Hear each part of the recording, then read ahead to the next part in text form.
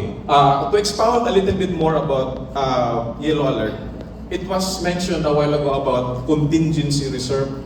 So this contingency reserve is our metrics.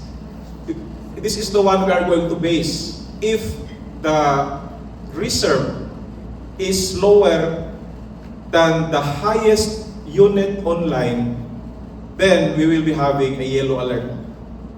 So it does not mean that we could no longer supply the demand. We still have power, only our reserves falls below the capacity of the highest unit, in such a way that if one or if the remaining, if one of those plants will trip, we could no longer supply the demand.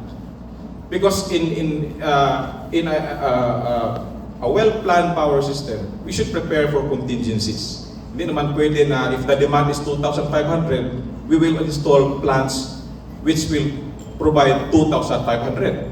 If one will trip, then brown out yan. So it has to be higher. How much? What's the level na we could say that it's enough? It should be the reserve should be equal to the capacity of the highest unit that is running.